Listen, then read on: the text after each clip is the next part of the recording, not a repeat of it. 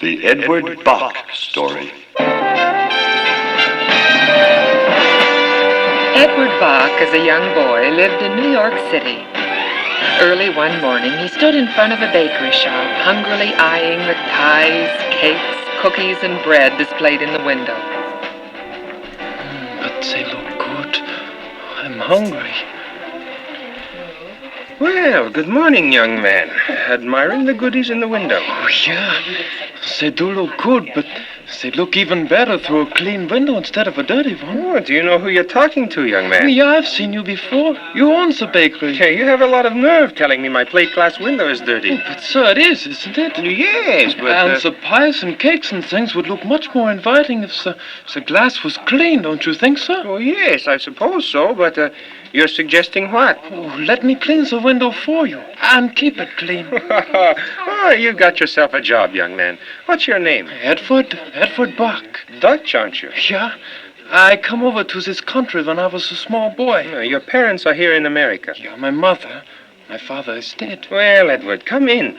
I give you water, soap, and cleaning rags. See what you can do with that dirty window.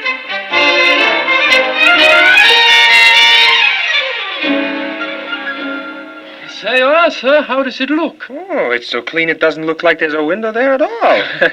You know, lad, I could use an ambitious boy like you here in the store, and I... What do you want me to do, sir? I'm ready. You don't lose any time making your mind up, do you? No, sir. Well, here's a broom. Now, the back room is dirtier if possible than...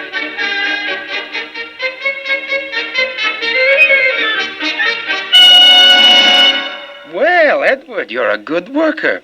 Will you be here tomorrow? If you want me, sir. Be here. All right. We haven't even mentioned pay. I know you'll be fair and honest with me, sir. I try to be. Here, take these things home with you as part of your pay. They're pies, cakes, and some bread. Thank you, sir. Good night. See you in the morning.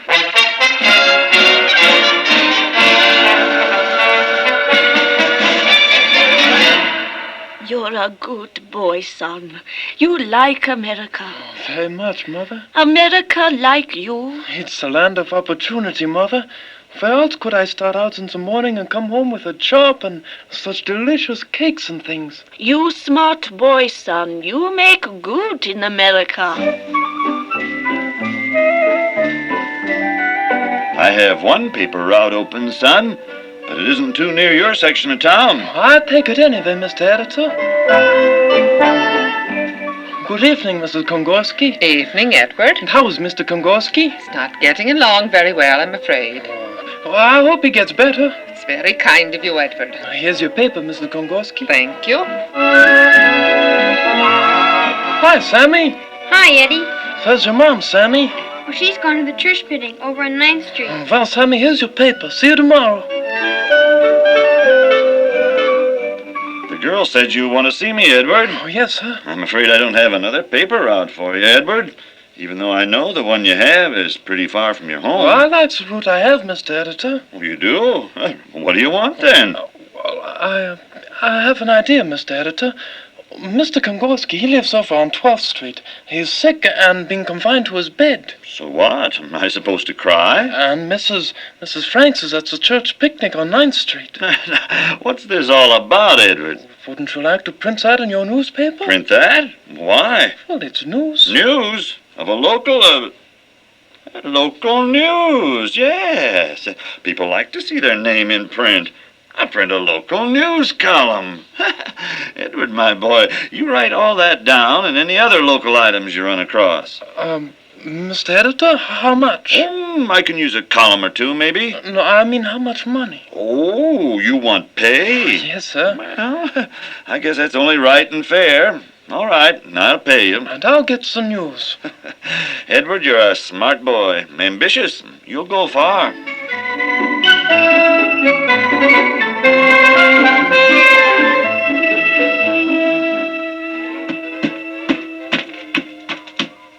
Edward, what are you doing? Making ice water. I can see that. But why are you making so much? A whole pailful. I'm going to give the driver of the trolley that goes to Coney Island a drink. A whole pailful? Oh, just a glass full. Is this another one of your your crazy ideas. You know, as the trolley car pulls up that long hill, for the motorman always stops there and gets a drink of water. I'm going to give it to him right on the car. You're going to take ice water on the trolley and give it to the motorman? Oh, yes, Mother.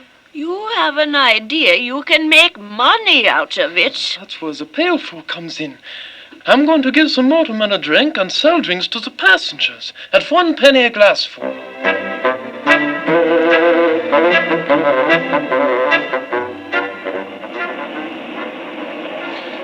I'll be right back, folks. I'm going to get a drink. Mr. Motorman. What do you want, kid? Here's the drink of water for you, sir. It's ice cold. Ah, for me? What's the idea? Oh, you're thirsty, aren't you? Yes. Help yourself. Here, it's good water and ice cold. Yeah, it is good. But what's the payoff? It's a long ride from Coney Island, and it's hot. Your passengers are, so they're probably thirsty too. Ah, so that's it. How much? 1 penny a glass. That's fair enough. Help yourself, son. Ice cold water here. Penny a glass, ice cold water here. over here. Here you are, ma'am. Penny, please. Thank you. Ice cold water, only a penny a glass. Pure spring water, ice cold.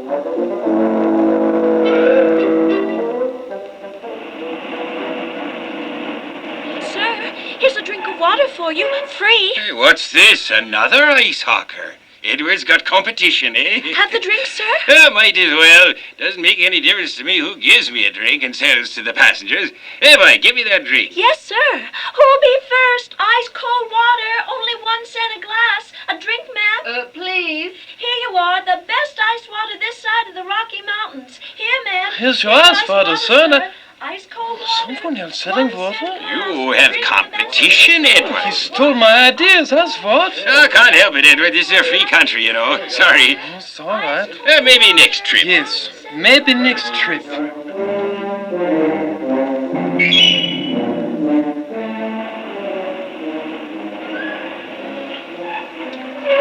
Morning, sir. A drink of ice cold water? I don't mind if I do.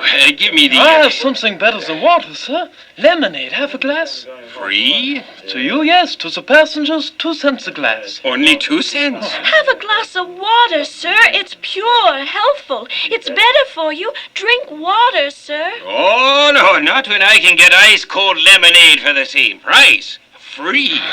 Here you are, sir. Ice cold water, only 1 cent a glass. Get your ice cold water right here. Ice cold lemonade, only 2 cents a glass. Ice cold lemonade. Boy, Water, ma'am. water, not when I can get lemonade for 1 cent more. Here you are, ma'am. Your life-giving lemonade.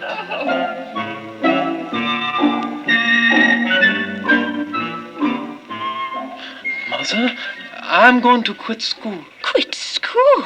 But why, son? I want you to get an education. I'm not going to stop my education, just school. I'll continue to learn. Books, magazines, libraries.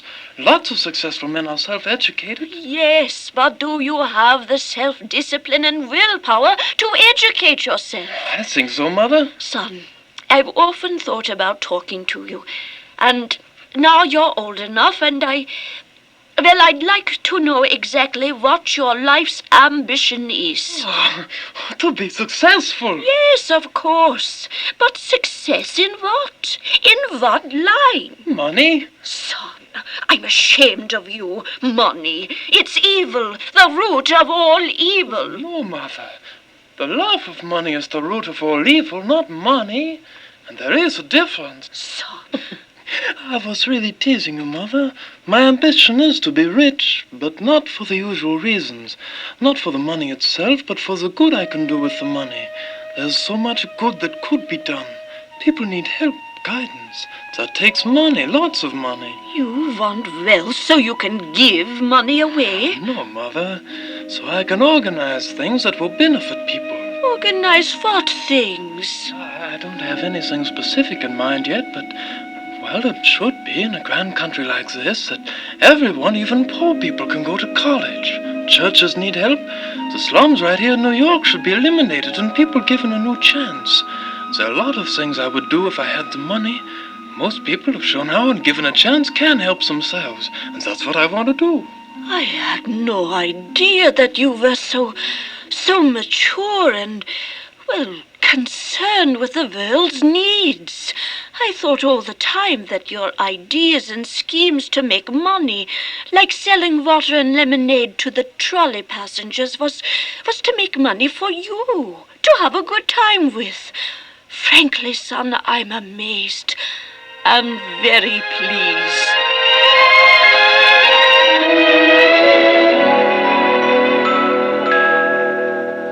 Dear General Garfield, I have read many interesting things about you in the new set of encyclopedias I have, and I was wondering if it is true, like the encyclopedia said, that you worked on a towpath when you were a boy, guiding the mules that pulled a barge on a canal.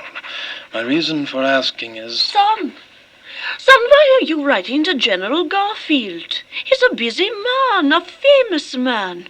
Surely you don't expect a reply from him. He's a great man. I think he will answer my letter. So,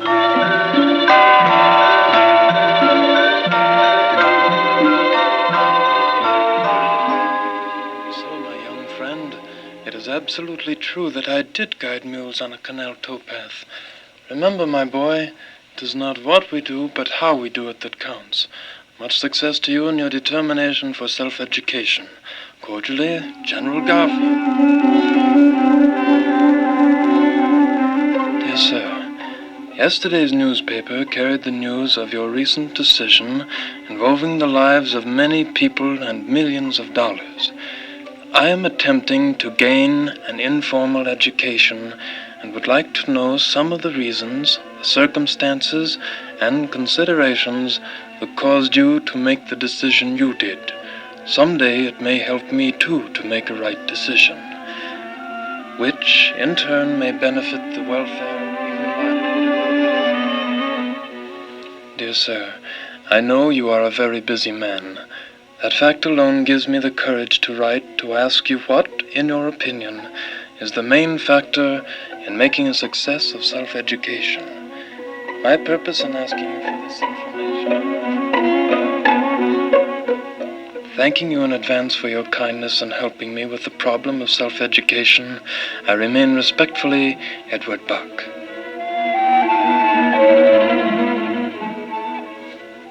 Edward, all these letters are yours. Yes? You mean you actually received these letters from these men through the mail? You doubt it? Well, no. But these men are famous, all of them. I know. That's why I wrote to them.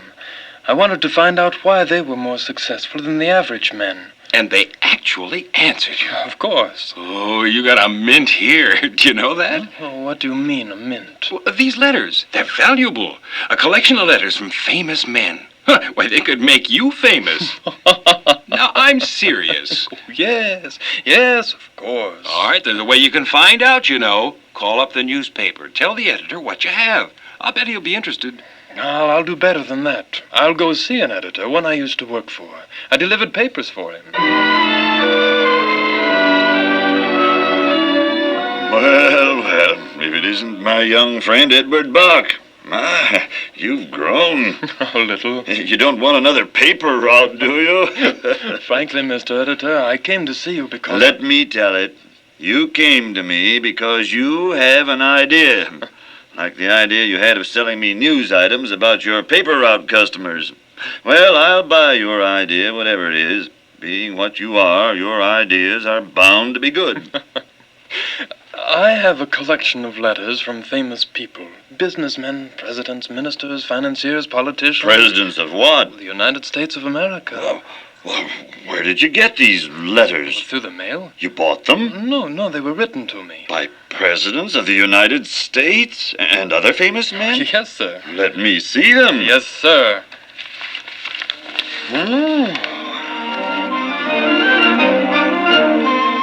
Other newspapers picked up the story of young Edward Bok and his correspondence with famous men until his story was spread from coast to coast. The first step in helping Edward Bok himself to become nationally famous. And since many famous people visited New York frequently, it was a simple matter for Edward to call upon them. Among others, Edward approached President Garfield, President Hayes, General Sherman, and General Grant.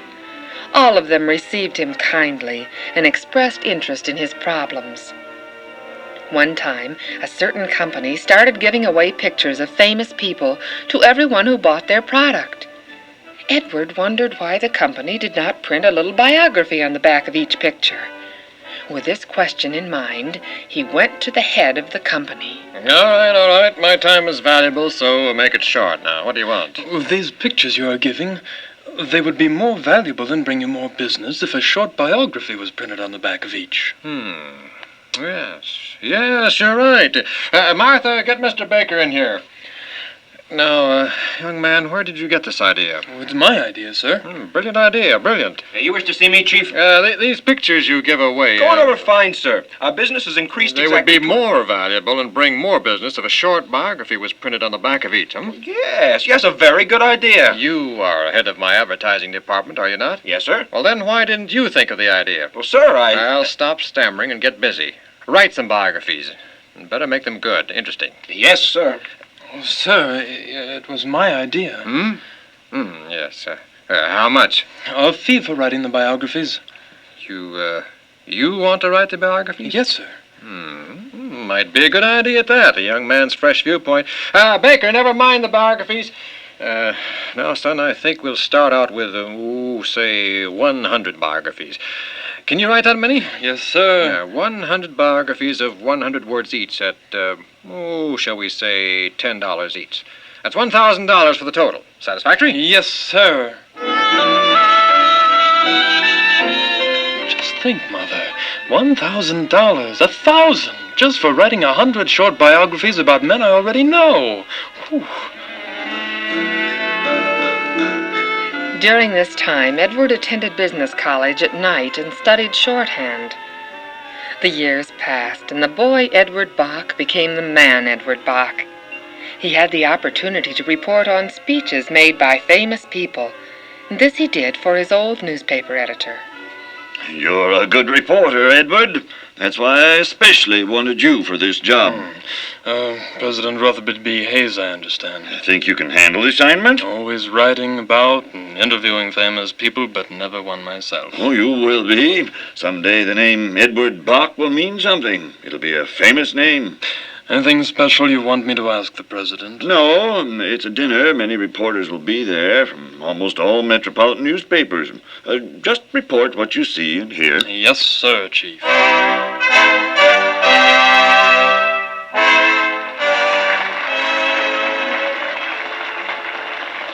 Gentlemen, I take great pleasure in introducing as our speaker, Rutherford B. Hayes, the President of the United States of America. Gentlemen of the press, friends and fellow countrymen, it is my great privilege to be here tonight as And in conclusion, I say, I am proud to be a citizen of the land of the free and the home of the brave.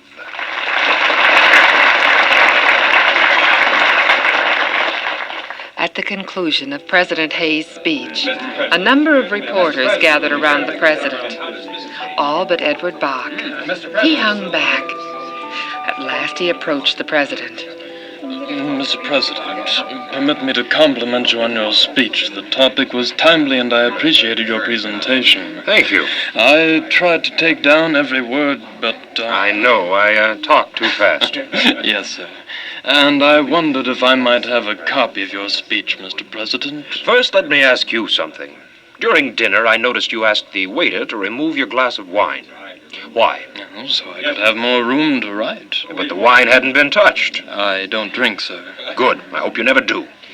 Here's a complete copy of my speech, and good luck to you, Edward Bok. Good luck, Mr. Bok. The newspaper that Edward Bok worked for was the only paper to carry the president's speech the next day. More years passed. Edward Bok, in partnership with a friend, began publishing a little magazine. There was something about this little magazine that puzzled the editors of other publications. Edward, you put out a good magazine, but there's something I don't understand. Perhaps you will explain. Perhaps, if it's not a trade secret. In your magazine, you have articles, lots of them from time to time, written by famous men, writers who charge large fees. Now, how can you afford to pay such high prices? That's not a mystery. They just don't charge me anything. Nothing? You mean they write for your magazine for nothing? Yes. They must respect you an awfully lot to do that. I told you that someday you will be famous, even more so than some of the men you now write about. For a time, Edward worked for a book publisher. He did publicity and sold advertising. He conducted campaigns to increase the sale of books and wrote a daily newspaper column about books. You know, I still haven't found my life's work. Well, I thought your ambition was to be a man of wealth, so you could help other folks. Yes, it is, but I haven't found the avenue by which I'm going to accomplish that ambition. You're well on your way to being rich and famous. Fame and fortune. Soon they will both be yours. Fame. What good will that do me? How can I help others by being famous if I ever am? Influence, my friend. Influence. The ordinary man may influence several hundred people in an entire lifetime. The famous man, on the other hand, is read and heard by millions. To be truly successful, then, is what I want.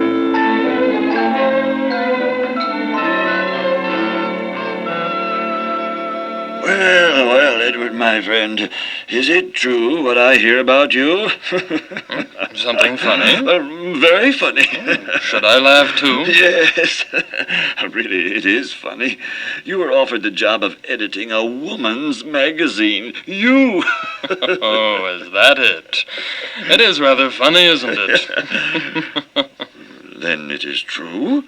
You were offered the editorship of the Ladies' Home Journal? Now, surely you're not going to accept the job? I'm thinking about it. Seriously? Yes. Edward, you're my friend. I've known you ever since that day as a boy you walked in here with that crazy idea of selling me news items from your paper route customers. And Edward, don't take that job. It's a woman's job. And every columnist and cartoonist in the country will poke fun at you. And I'd laugh right along with the cartoonists and the columnists. Don't take the job, Edward. Well, I'll have to think it over and let you know.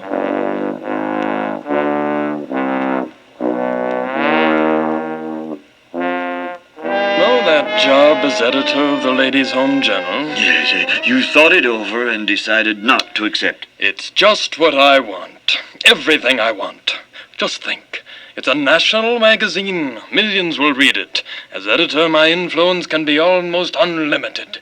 Oh, what a lot of good I can do. It's the opportunity I've been looking for all my life. Then take it. And God bless you. Columnists and cartoonists did poke fun at Edward, but the circulation of the Ladies' Home Journal increased almost by leaps and bounds. And during his years as editor, he showed women how they could band together to remedy bad conditions in their communities. Edward Bok did much more than just edit that magazine. He used the profits to award scholarships to deserving boys and girls. He started a crusade for better cities by taking pictures of neglected areas in many of our larger cities. Other cities, fearing the spotlight, cleaned up their slum areas. Edward Bok sided with the work of keeping such beauty spots as Niagara Falls and the Grand Canyon unmarred by billboards, and spearheaded the many civic improvement clubs we have today throughout the nation. Yes, Edward Bok got exactly what he wanted, because he had high ideals and a worthwhile goal. He kept his mind active. He believed in God. And he was willing to work hard to reach his objectives.